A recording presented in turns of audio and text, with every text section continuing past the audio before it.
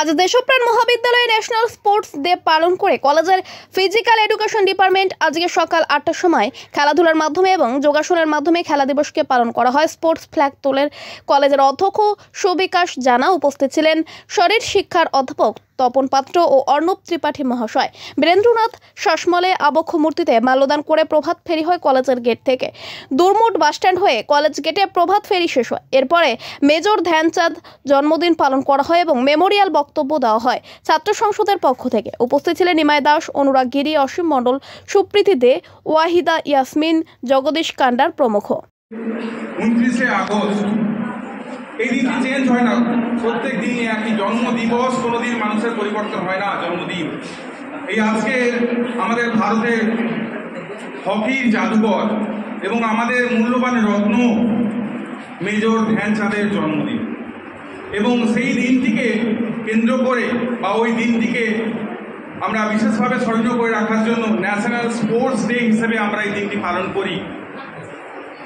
এবং আমরা অলরেডি প্রথম থেকে পতাকা উত্তোলন, প্রভাত ফেরি এ সমস্ত করার পরে এখন আমরা এখানে ওনার জন্মদিন পালন এবং সাথে মেমোরিয়াল স্পিচ, ওনাকে জানার জন্য, ওনাকে বোঝার জন্য, আমাদের অনেকের কাছে উনি অজানা, সেই জানার জন্য মেমোরিয়াল স্পিচ আমরা আয়োজন করেছি। তাই আমরা এখানে এরপর আমরা রিক্রিয়েশনাল অ্যাক্টিভিটি এবং কিছু গেমের ব্যবস্থাও রেখেছি, কারণ অ্যাকচুয়াল স্পোর্টস ডে ঘরের মধ্যে বসে হয় না, কিন্তু শুধুমাত্র ওনাকে জানার জন্যে।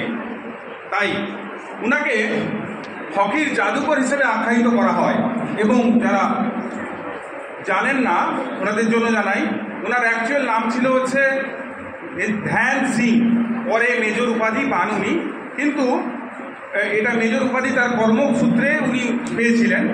এবং আমরা যেটা জানি যে মেজর ধ্যানচাঁদ এই চাঁদ উপাধি পেয়েছিলেন, কিন্তু যখন উনি মিলিটারিতে কাজ করতেন, মিলিটারি রেজিমেন্টে, উনি সময় পেতেন না, রাতে চাঁদের আলোতে অভ্যাস করতেন।